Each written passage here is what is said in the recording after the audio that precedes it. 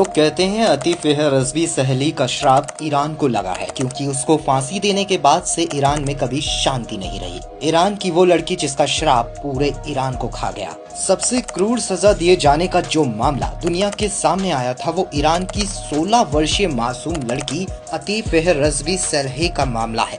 जब वो 5 साल की थी, कार दुर्घटना में अतीफ की मां की मौत हो गई थी। बताया जाता है कि कुछ देर बाद उसका छोटा भाई नदी में डूब गया था। वो अपने बूढ़े दादा दादी के साथ रहती थी। उसकी जिंदगी का असली बुरा दौर तो तब शुरू हुआ जब एक 51 वर्ष के रिटायर्ड गार्ड अली दराबी की उस पर बुरी नजर पड़ी।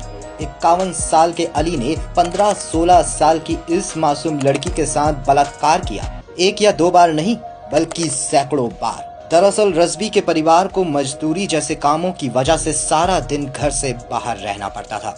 उसी दौरान अली दराबी उसे अपनी हैवानियत का शिकार बनाता था। उसने रज़वी को बुरी तरह धमका दिया था कि अगर उसने किसी से कुछ भी कहा तो उसे और उसके परिवार को मार डालेंगे।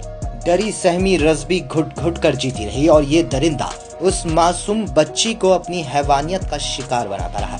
ये सिलसिला पूरे 3 साल तक चलता रहा। कहा जाता है कि रज़वी ने फिर भी अपने घर वालों को इस बारे में बताने की कोशिश की थी, लेकिन उन्होंने उसे ही फटकार के चुप करा दिया। लेकिन जब धीरे धीरे इस दरिंदे की हैवानियत हद से ज्यादा बढ़ने लगी, तब रज़वी के पिता ने परिवार की लाख मिन्नतों के बाद पुलिस को इस बात की सूचना दे डाली। पुलिस ने इस बात की खबर लगते ही आरोपी की बजाय पीड़िता रज़वी को ही थाने बुलाकर उसे कड़ी पूछताछ कर डाली और उसे वहीं क्राइम्स अगेंस्ट चैस्टिटी के आरोप में गिरफ्तार कर लिया।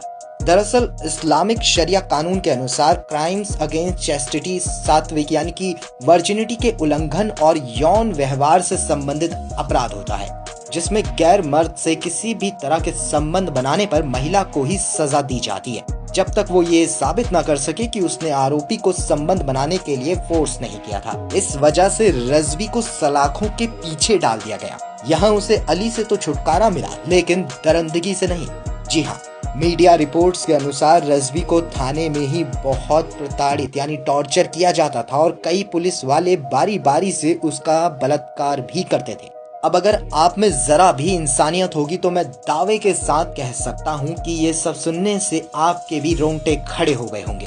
लेकिन अभी थोड़ी और हिम्मत रखिए जनाब, क्योंकि इस सिस्टम का भी एक और कांड उजागर होना बाकी है।